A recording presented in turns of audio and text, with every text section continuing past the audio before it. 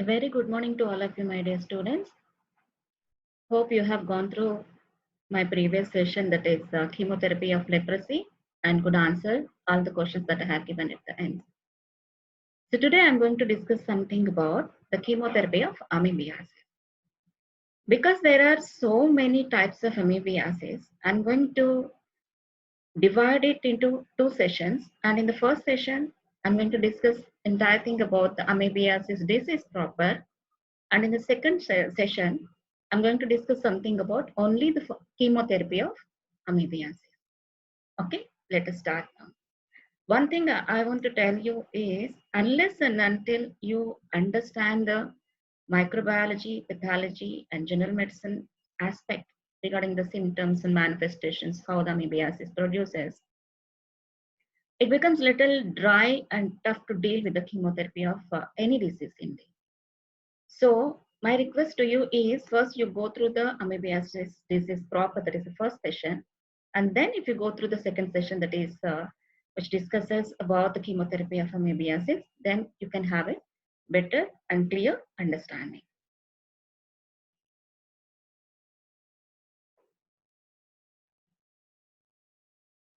So let us see, what is this amoebiasis disease?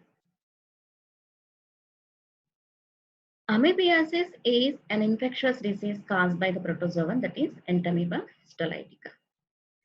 Histolytica means it lyses the tissues. That's why it is named as Entamoeba histolytica.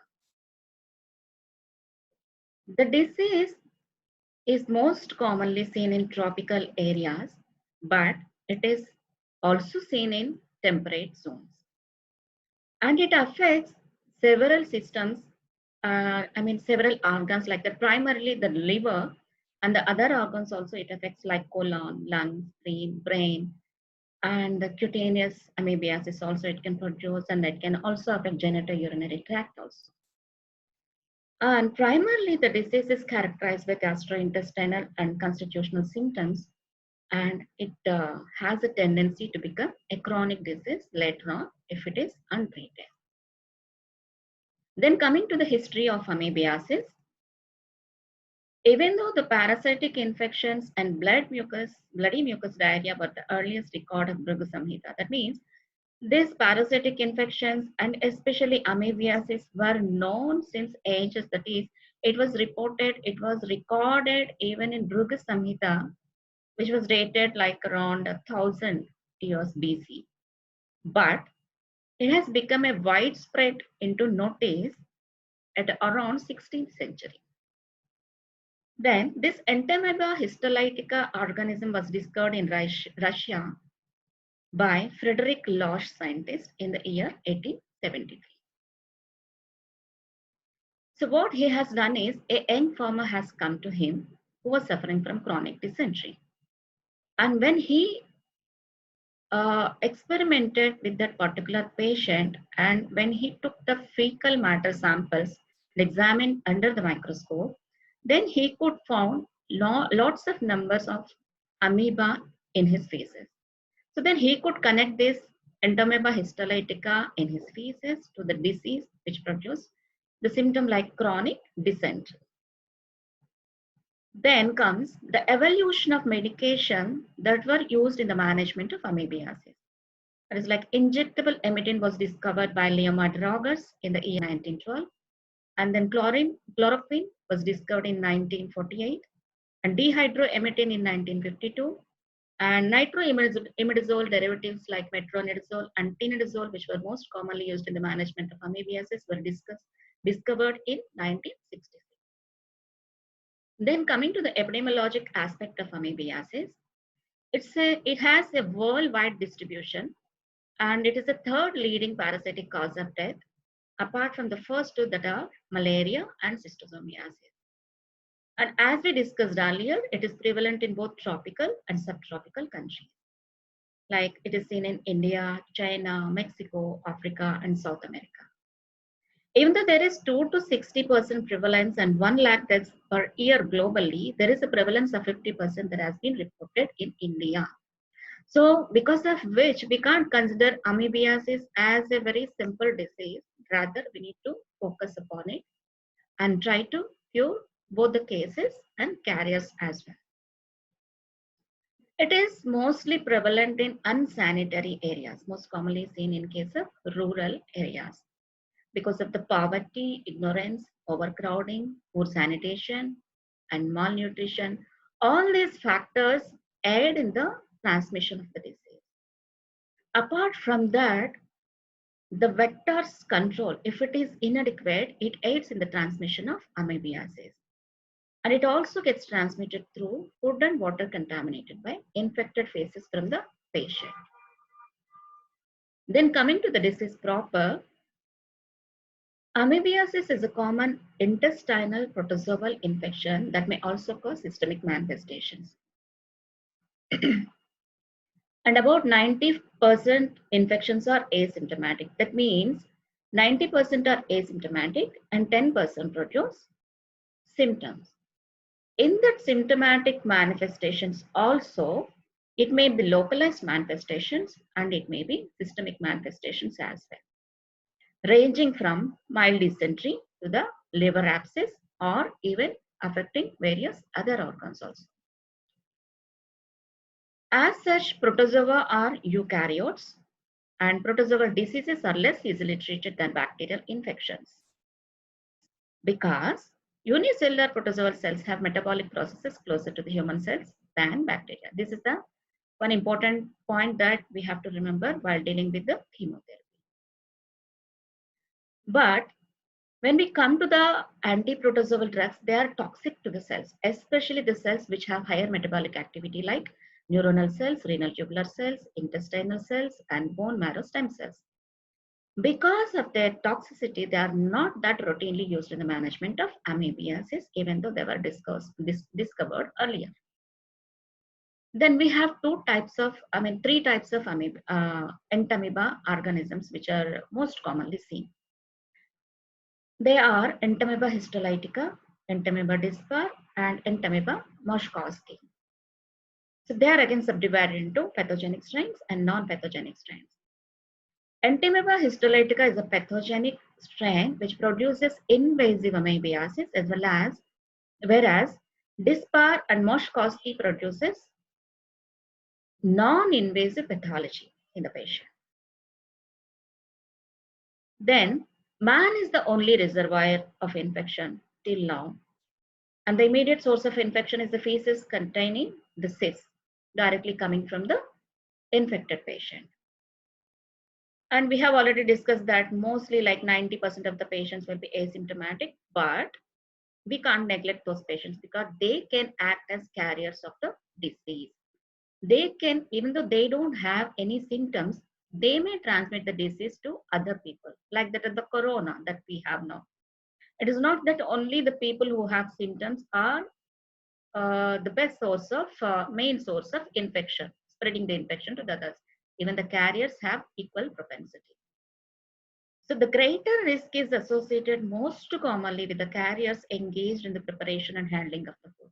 And we have seen even some of the WhatsApp videos also in regards to corona, where even like vegetables and even like fruits that were touched with contaminated hands, they can produce the disease in other people. Then coming to the life cycle of Entamoeba histolytica, here we can see in this diagram, humans ingest infective cyst in contaminated food and water. So whenever food or water is getting contaminated with the infective cysts that have got excreted from the infected patient, so these cysts will enter into the gastrointestinal tract. Then organism exists in the intestine. So the trophozoites will be released here. Here you can see the trophozoites. And after the trophozoites get released, they will undergo through a process of asexual reproduction in colon, multiplying into very huge numbers. These trophozoites, which got multiplied into huge numbers, so they go through various pathways. One is they will get encysted, and these encysted, again, these cysts will get eliminated from the body of the patient as it is. That is one path. And then another path is trophozoites, which are not encysted, they can get excreted as such in the feces. That is another path. And then third one is this infected cyst informed stool. So it will get excreted. Then Entamoeba histolytica only erodes intestinal wall. They may erode the or invade the intestinal wall, producing some sort of ulcers, producing even amoebic colitis. This is one way of manifesting symptoms. And the other way is they get entrance into the blood. Through the hematogenous spread, they may attack the liver primarily, producing liver abscess, amoebic liver abscess. Or they may enter into other organs also. That's what we have discussed in the previous slides, that it may affect other organs like spleen, brain, urogenital tract, and then even skin also. So these are the metastatic lesions that are produced by the Entamoeba histolytica through hematogenous spread. Here we can see in this picture, this is A means non-invasive colonization. So here you can see only the trophozoites colonized here, but not producing any symptoms because they're not going to erode the intestinal wall here. Whereas B means intestinal disease. So they are eroding the intestinal wall, producing amoebic, invasive amoebiasis, producing amoebic colitis, producing certain manifestations which we are going to discuss in further slides. Then extraintestinal amoebiasis, that is through hematogenous spread or through blood, they're going to attack either the lungs or even the brain and even the other organs which we have discussed just now.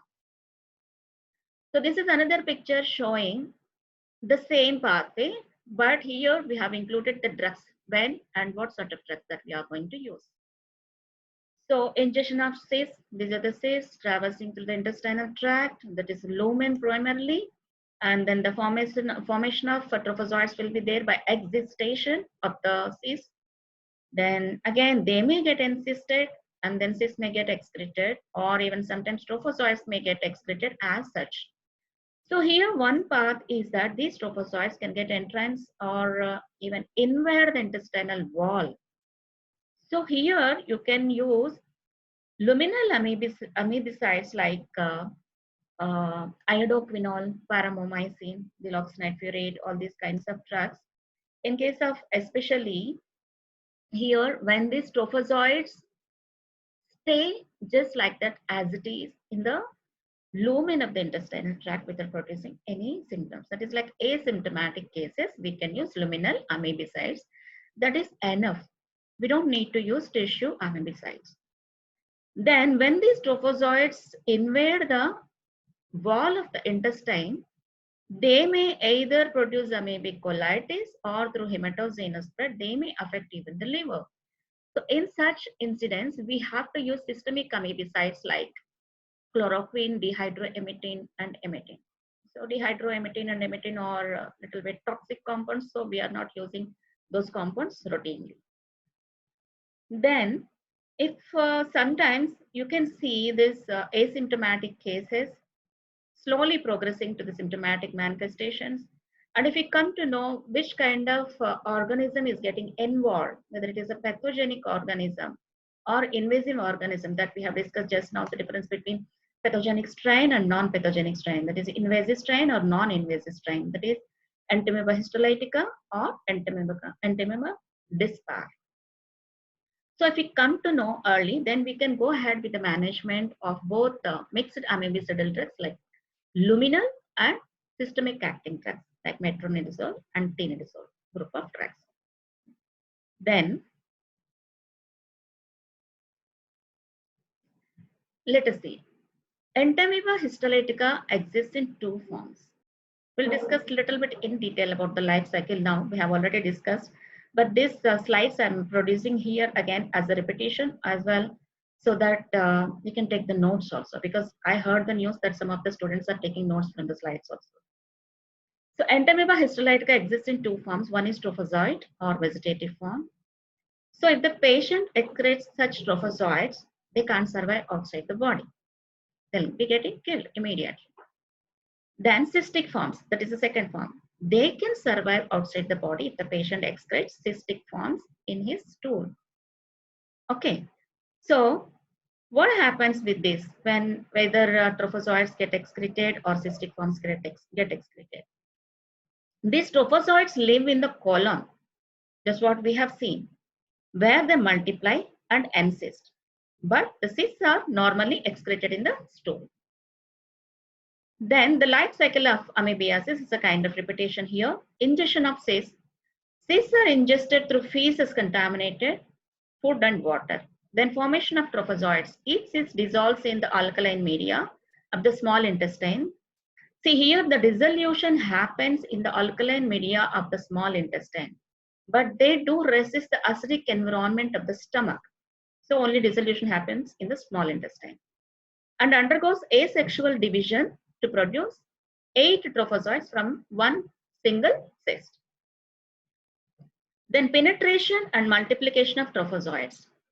Trophozoites are penetrated into intestinal wall and multiply within the colon wall. They either invade and ulcerate the mucosa of the large intestine or simply feed on intestinal bacteria. So the bacteria, which are like harmless bacteria, which are present in the gut, they have a symbiotic relationship with those bacteria and just simply enjoy feeding on them. They don't produce any symptoms. That is known as asymptomatic disease. Or else they may penetrate into the intestinal wall, producing amoebic colitis. And in the wall, they may get multiplied in large numbers. Then coming to the systemic invasion. Large numbers of trophozoites within the colon wall can also lead to systemic invasion and cause liver abscess. That's what we have just discussed now. It happens because of using the proteases enzymes and even amoeba pores, which can create the pores in the cell wall, and even the apoptosis mechanism also. Then cysts getting discarded. The trophozoites within the intestine are slowly carried towards the rectum, and then where they return to cyst form and are excreted in feces. This is again encystment. The trophozoites are short-lived. That's what we discussed. So they are not going to live forever, and they are not infective forms when they are outside the body. Then the cysts are infected to the humans. They remain viable and infective for several days in feces, water, sewage, and soil. So we need to be very careful whenever we are going to touch all these things like water, each and every water that we can't accept when we go on the streets. And then the sewage and soil, these are need to be like taken care of properly so that they may not become the further media for the transmission of the disease. And also other factors that aid the transmission of the disease here are wetness and the low temperature, which are very comfortable for the organism to live further. Then the cysts are not affected by chlorine in the amounts normally used in water purification. You must have studied this in your social and preventive medicine, that chlorination of the water bodies. So this is not going to kill the amoebic organism, but they are readily killed if dried and heated at 55 degrees centigrade or even frozen. So, but they are killed only by temperatures in excess of 55 degrees centigrade. That is not good. Or by hyperchlorination of water. That is also not good for human beings because it has its own like a chemical adverse reactions. And we have well seen that infected dose can be a single cyst. Then coming to the disease proper, asymptomatic carriers. So in the patient who acts like an asymptomatic carrier, it lives like a harmless commensal in the lumen of human bowel. So the parasite here subsists on debris and bacteria and not on the tissues of its host. So it just stays like that by developing symbiotic relationship with the bacterial flora of the gut. So infected persons who pass the cystic forms of the protozoan in feces, so they don't produce any manifestations here. So that's why they are known as carriers of the disease without any symptoms. But they do produce, they do pass the cyst in their stool, and they become the major infective source for the disease to the other human beings. And this is most commonly because of the Entamoeba dispar, 90% of the cases, which is non-invasive strain. whereas invasive strain is histolytica. Then intestinal amoebiasis. So in some patients, the trophozoites invade the intestinal mucosa, causing ulceration of the colon. Like they may even like affect the cecum, ascending colon, and even the rectosigmoidal area. So one by one, every part is going to get affected if the patient is not treated. In fatal cases, even the entire colon may get affected till the terminal portion of the ileum, giving rise to a picture like that of acute necrotizing colitis, which is very bad. Then intestinal amoebiasis also produces symptoms like that of mild abdominal discomfort in the early stages and then further progressing to fulminating dysentery.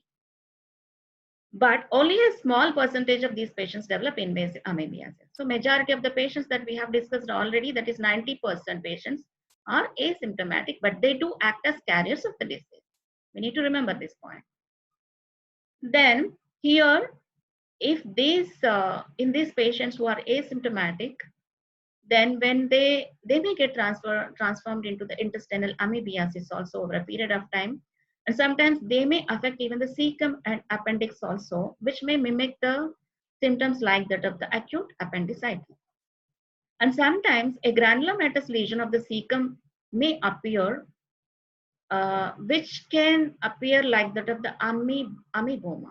It's like a lump which is seen in the cecum, that is known as amoeboma. So because of this large lump within the lumen of the gastrointestinal tract, it may produce obstructive symptoms. Then invasive amoebiasis. So here the parasite becomes a pathogen. Pathogenic strains generally produce these kinds of symptoms. So here the trophozoites become very larger and then they enter into the bloodstream. And also they will engulf the RBC, and we can see whenever we examine the fecal matter or even the samples, whatever that we collect from the patients that we are going to discuss in the diagnosis part. So we can see in the smear of the patient that the organism engulfing the RBCs, that structure also can be seen in the smear. This invasion is mediated by the destruction of epithelial cells and killing of neutrophils and even lymphocytes. So here some trophocytes invade the bowel and cause ulceration. So that's what we have discussed, even amoebic colitis or fulminating dysentery producing. Then they may invade even the cecum, ascending colon, or later on even rectum and sigmoid colon, sometimes producing amoeboma. And trophozoites, whenever they invade the intestinal wall, they may produce huge amoebic ulcers that we are going to see the clinical picture also in the subsequent slides. They produce severe diarrhea with blood and mucus here. In the mild stage, you can't see the blood and mucus. It's just simple abdominal pain and maybe some little bit of diarrhea the patient may complain of. But when it goes to the extent of invasive amoebiasis, the patient will come back to you with the complaints of diarrhea and even passing blood and mucus in his stools. Then extraintestinal amoebiasis, what is it? So here, the cysts pass to the large intestine and they'll be getting hatched into the trophozoites. They will release trophozoites, which will get multiplied in large numbers. These trophozoites will get entrance into the mesenteric vein and then to the portal vein of the liver, and they forming in the liver the amoebic liver abscess. Not only the liver gets involved here in case of extraintestinal amoebiasis, because of hematogenous spread, it will affect all the other prominent organs like lungs, brain, spleen, skin, etc. And the period of communicability, how long the patient is going to infect the other people, it is as long as the cysts are getting excreted, because cysts are the only source of infection. So here we can see in this picture symptomatic group. Asymptomatic group, we don't need to worry. The patient will not produce any symptoms but acts like a carrier, being like aiding in the transmission of the particular pathogen. Then here symptomatic group are again divided into intestinal and extraintestinal. Intestinal means small percentage cause invasive amoebiasis. This also we have discussed. And some other under the category of intestinal amoebiasis, they produce mild abdominal discomfort or diarrhea, and it may go up to the state of acute fulminating dysentery. Whereas extraintestinal amoebiasis, they affect liver primarily, apart from that, they do affect brain, lungs, spleen, kidney, skin, etc. Then acute amoebic dysentery and chronic amoebic dysentery. So what are the differences that you are going to see here? So acute amoebic dysentery patient comes back to you with the complaints of bloody mucous stools and abdominal pain along with tenesmus, that is straining its stools. He will feel. Then chronic amoebiasis, the patient complains to you, the anorexia, because it is like for a long period of time. And then abdominal pain, then intermittent diarrhea or constipation. This mimics like that of the inflammatory bowel disease. We need to keep this as a differential diagnosis point in our brain whenever patients comes to you with intermittent diarrhea and constipation, and we'll be able to diagnose with the proper specimens taking. Then tenderness over the cecal region. Then virulence, what is it due to? We have discussed already that there are two types. One is virulent variety, another is non-virulent variety. That means invasive and non-invasive, pathogenic and non-pathogenic variety, histolytica and dispar. So this virulence is associated with the secretion of cystine proteinase, which assists the organism in digesting the extracellular matrix and invading tissues. So this cystine proteinase is mainly produced by the invasive strains of histolytica. Its main mechanism of action is it inactivates the complement factor C3. So because of which it becomes resistant to complement mediated lysis. So the organism further grows happily in the body of the patient. Then coming to the transmission. So what are the various modes of transmission? This you are all well aware of, but when you are going to present it in your final MBBS examinations, you need to know how you have to present. So most common mode of transmission is fecal-oral route, that is contaminated water and food. Then raw vegetables eaten raw from fields without washing them. And then if they are washed in irrigated sewage polluted water. So you must have seen some WhatsApp videos regarding that also, like a street vendor who is selling the vegetables and fruits washing in the sewage polluted water. So we need to be very careful from where we are purchasing the vegetables and fruits. Then direct hand to mouth transmission. If such fruits or vegetables are touched with the hand and then hands are put in the mouth, like especially in case of children, they may easily get affected with the disease. Then epidemic waterborne diseases can occur if there is heavy contamination of drinking water supply. And from there where these vegetable cinders, they use that water for washing their vegetables, then it is going to give rise to epidemic disease. Then sexual transmission is most commonly seen among homosexuals. And even the vectors like flies, cockroaches, and rodents are capable of carrying seeds. So controlling them is a tough task, of course, but they do contaminate food and water as well. And the incubation period is 2 to 4 weeks. Until then, the patient will not be able to produce any manifestation. Then coming to the pathophysiology, so whatever that we have discussed in the life cycle of the Entamoeba histolytica, the same thing that we are going to repeat it once again here. This recap, this is insertion of cysts, existation in small intestine, production of trophozoites. From one cyst, 8 trophozoites are going to produce. Then multiplication and colonization in large intestine, then tissue invasion and destruction, producing flask-shaped ulcers, mostly in cecum, transverse colon, and sigmoid colon. And some may get encysted and get excreted through stools. But some may get entrance into the bloodstream through hematogenous spread. They are going to affect the liver, producing amoebic liver abscess. Here you can see the picture, okay, full of pus. Then amoebic colitis. Here it produces, this picture is that it produces flask shaped ulcers. It's like narrow neck. You're able to see here this narrow neck with broad necrotic plate because of the lytic action of the trophozoites. Then amoeboma. This is another picture where you can find most commonly in ceca, all the trophozoites getting accumulated.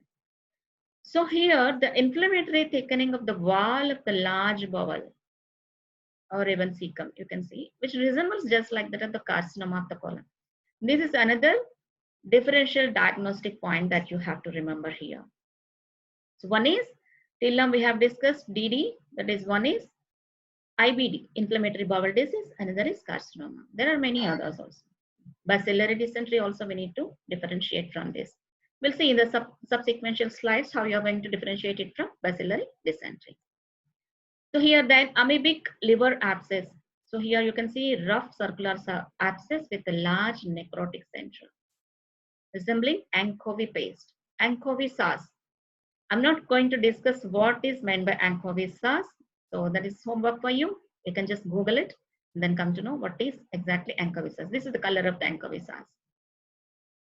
Okay. Then pulmonary amoebiasis. So whenever there is liver cirrhosis, rupture of amoebic hepatic abscess can happen through the diaphragm, which separates the thorax from that of the abdominal structures. That is one mode of spread to the lungs, where the patient may have tracheobronchial fistula, and even the patient may cough up the anchovy sauce secretions directly in his sputum. Then another mode of spread is lymphatic spread from liver through diaphragm. Another is hematogenous spread. One is rupture, one is hematogenous spread, and the other one is lymphatic spread. Then cerebral amoebiasis. It is a rare complication, but it is very fatal. Death happens within 72 hours. So this is the complication of hepatic or pulmonary abscess, which happens through hematogenous spread. Apart from that, we do come across urogenital tract amoebiasis and cutaneous amoebiasis as well. How does this cutaneous amoebiasis happen? Whenever you want to extract, like there is a liver abscess, amoebic liver abscess, and you want to aspirate the fluid through skin, percutaneous needle aspiration, if you try, without aseptic precautions, there is a possibility of that turning out into cutaneous amoebiasis. Again, the patient will be landed upon in another type of amoebiasis. We need to be very careful when we go for such procedures. Then coming to the symptoms. So till now we have seen several types of amoebiasis, how they are going to produce their symptoms later. Asymptomatic or liminal amoebiasis, no symptoms here. Then mild cases, vague gastrointestinal distress or vomiting or diarrhea or abdominal pain, that is very mild. Then if it is going to turn into severe variety, then the patient may complain to you with fever, dysentery with blood and mucus, jaundice, anorexia, and weight loss if it is a chronic kind of amoebiasis. Then invasive intestinal amoebiasis and invasive extraintestinal amoebiasis.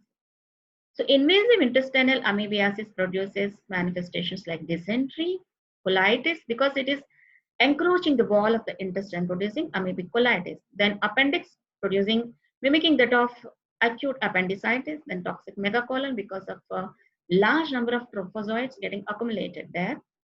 Then amoebomas, in the case of large number of trophozoites getting accumulated in the region of the cecum. Then invasive extraintestinal amoebiasis means you can see like it affects various organs like liver, and the other metastatic lesions can be seen in various other organs also, like liver abscess, peritonitis, pulmonary abscess, brain abscess, cutaneous and genital amoebic lesions. We're going to see all those ahead. Then acute amoebic dysentery. So alternating diarrhea and constipation with tenesmus, that is straining at the stools, can be seen. It has to be differentiated from that of the inflammatory bowel disease. Then diarrhea, it is watery and foul smelling stools with the blood streaked mucus. This is the characteristic picture of amoebic dysentery. Just try to remember that, the characteristic picture, which differentiates from the bacillary dysentery. Then the patient also may complain of nausea, abdominal distension, and tenderness in the right iliac region over the colon. Whatever the organ is getting involved at that particular area, the patient may be complaining of pain. Then chronic amoebic dysentery. It is dysentery lasting for several days, followed by constipation with tenesmus. It is of a chronic duration. So because of which you can see in the patients anorexia and even the weight loss, and because of which weakness, and sometimes even liver may be enlarged. And how the picture of the stools will be semi-fluid stools to watery, bloody, mucoid stools, because it has become chronic, very watery. Then sigmoidoscopy, if you advise to the patient, it may show the picture of scattered ulceration with yellowish and erythematous border. That is another picture to diagnose whether it is acute variety or chronic variety of amoebic dysentery. See here, in this table, you can see difference between the amoebic and bacillary dysentery. Amoebic dysentery, there's not much difference between whether it is 8 motions or more than 10 motions per day. More than 10 motions means it is not just 10 motions, it may be like very large in number. The patient will be frequently going to the toilet. Then the amount of the stools will be copious here. Here it is very scanty. And here the characteristic feature that we have discussed in the earlier slides is it produces offensive smell. Here it is odorless. So red, dark red and bright red, not much difference. Acidic and alkaline, when you go to the test only, then you will come to know. But the consistency, it produces non-adherence, whereas adherence is seen in bacillary dysentery. Offensive, copious, offensive, and non-adherent. If it is offensive, then it is non-adherent. It is odorless, it is adherent. These are the points which can demarcate and diagnose the case very easily, whether it is amoebic dysentery or bacillary dysentery. Then coming to the picture of amoebic colitis. So the patient will complain to you with the complaints like fever, vomiting, anorexia, mucus in stool, dysentery, abdominal cramp, which are common for every sort of amoebiasis, of course. But the clinical picture that, not clinical, pathological picture that you can see is flask-shaped ulcer in the intestine. Here you can see flask-shaped ulcer. This is the colitis. Entire colon getting involved. So differential diagnosis, it should be differentiated from inflammatory bowel disease by going through the sigmoidoscopy or colonoscopy. Then fulminant colitis. So the patient complains to you because it is a fulminant variety. The patient may have even fever also, high fever that too. And the patient may land upon in even intestinal bleeding and perforation and even go up to the stage of paralytic ileus. So you can see intestinal, all the intestine getting involved, and there could be a possibility of bleeding, see reddish areas that you can see here. Then amoebic liver abscess, it is the most common extraintestinal complication that we do generally come across. And in the beginning stages, it is mostly asymptomatic, but there is a later stage, acute onset of symptoms can be there. So the patient will come back to you with the complaints like right upper quadrant pain, where the liver is exactly situated.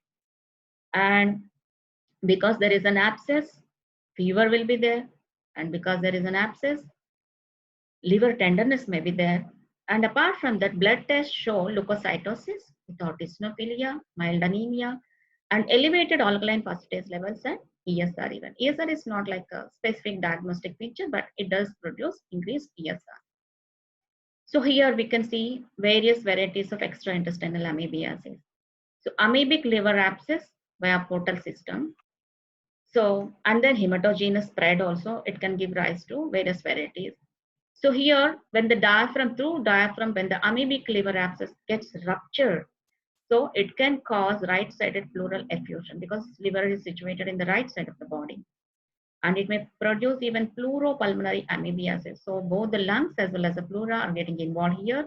And it may land upon even hepatobronchial fistula, where the patient may even cough up the Ancovis sauce directly because of the rupture through the diaphragm.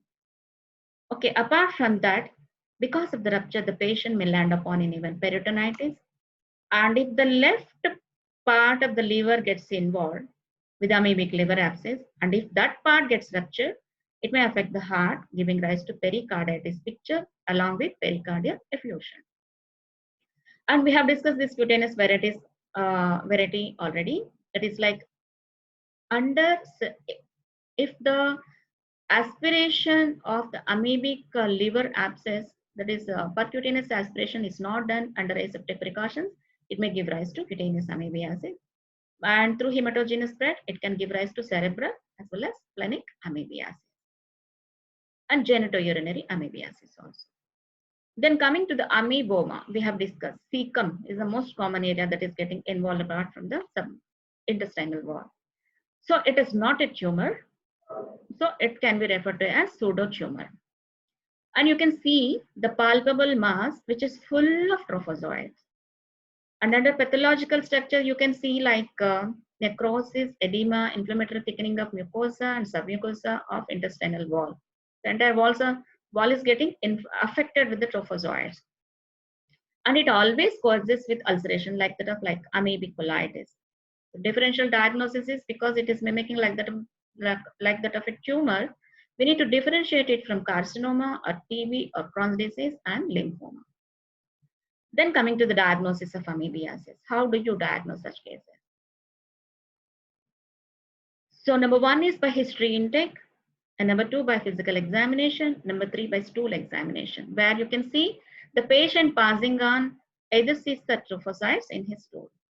But here the saline mount identifies motile trophozoites, whereas iodine mount identifies cysts. Apart from that, we do have serological tests and biopsy studies and even imaging studies. Let us see all those. So stools, whenever you collect stools, we have to take 3 consecutive samples where you can come across charcot-laden crystals in that, and you can come across cysts or trophozoites in the stool specimen when you smear it under the microscope. Why do we need to take 3 consecutive samples? Because the entamoeba may be missed out in some samples, it is not visible, and sometimes even it mimics just like that of the other cells. It becomes very difficult to identify whether it is a small normal cell or it is cell infected with entamoeba. So that's why you need to take consecutive 3 samples. And another differentiating feature apart from the identification of entamoeba pathogenic organism that is in the form of either cysts or trophozoites, another feature is charcot-laden crystals. Then biopsy material from the ulcer. This is another specimen that we have to collect from the patient, like by making the patient undergoing sigmoidoscopy or colonoscopy, where we can extract the mucosal scrapings of the gastrointestinal tract and study under the microscope. Then biopsy can be done from the liver, lung, brain, kidney, spleen, all the affected organs, whichever organ is affected. Then aspirate from liver abscess under hygienic conditions. Then sputum, if it is pulmonary amoebiasis, then serum, any sort of amoebiasis, because antibodies can be detected in that. Then pleural fluid and pericardial fluid, if it is pulmonary amoebiasis or pericardial amoebiasis. Then other findings apart from that, general findings that you come across in any case of amoebiasis are, and especially amoebiasis pertaining to the liver. Here you can see leukocytosis without eosinophilia, then mild anemia, mild elevation of serum bilirubin level, and ESR. Then if it is amoebiasis connecting to the liver, then you can even expect elevated aminotransferases and alkaline phosphatase levels. Then antibody detection test and antigen detection test we do have. So antibodies are detected by ELISA test, that is enzyme linked immunosorbent assay, and IHA, that is indirect hemagglutination assay, which is most sensitive in detecting the antibodies to the entamoeba. Then IFA, that is immunofluorescent assay, and CIE, that is counter immunoelectrophoresis. Then antigen detection tests like ELISA same, and then coagulation test, and the latest method is CoPro antigen detection method by ELISA, which is the latest one. Then 18S rRNA gene sequencing for speciation. Then zymodeme analysis, where all the organisms they share the same electrophoretic properties. Like if you want to differentiate between Entamoeba histolytica and dispar, then this may be of some use. Then molecular techniques like polymerase chain reaction and DNA probes test. Then serological tests, which are positive in extraintestinal amoebiasis, and they are positive for several years even after completion of the treatment also. What are they? IHA and ELISA, which is more sensitive regarding this, and latest agglutination test, gel diffusion, countercurrent immunoelectrophoresis, and then GMSA strain preparations revealing trophocytes. Then test for metastatic lesions, extraintestinal amoebiasis. So we have to go for radiological examination if it is pulmonary amoebiasis, whether it is encroaching into the bones or not. Then radioisotope tracing of liver, how many metastatic nodules are there, we can find it out. Then ultrasonography of upper abdomen. So where even under abdomen, even if you go through, then you can come across the identification of amoebic liver abscess or even splenic amoebiasis also. And then CT scan and MRI scan of abdomen.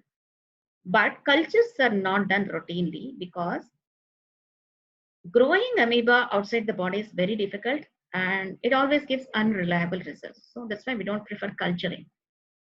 The novel diagnostic methods. We have discussed already that there are two variants. That is, one is invasive or pathogenic variant and the other is non-invasive and non-pathogenic variant. So this Entamoeba histolytica and Entamoeba dispar, we can't identify these two with all the tests till now, whatever that we have discussed under diagnostic methods. But the only test that can differentiate these two is monoclonal antibody test. So here the stool is exposed to a strip of paper. This is strips of paper that you are able to see, red marks are there. So the stool, a specimen of stool sample is exposed to a strip of paper coated with antibodies, monoclonal antibodies. So the parasites, if they are present in that stool sample, they'll go and stick to the antibodies on the paper. So that's how we are going to identify whether it is histolytica or dispar. Okay. So now we have ended the first session, that is the amoebiasis disease in toto. If you know about the amoebiasis disease in toto, then it becomes very easy for you to understand the chemotherapy of amoebiasis. So I request all the students to go through this first session so that if you understand this first session, then it becomes very easy to understand the various drugs proper, how they are classified, like luminal amoebicides, systemic amoebicides, and mixed amoebicides, and where you have to use these drugs in what sort of infections, whether it is various sorts of amoebiasis that till now we have discussed, and how you are going to diagnose the case, we have already discussed in our first session. So it becomes very easy for you if you go through the first session first and then the second session, which I'm going to discuss about chemotherapy of amoebiasis in detail. Then it becomes very easy for you to diagnose the case and treat the case properly. Okay, thank you. Thank you, one and all.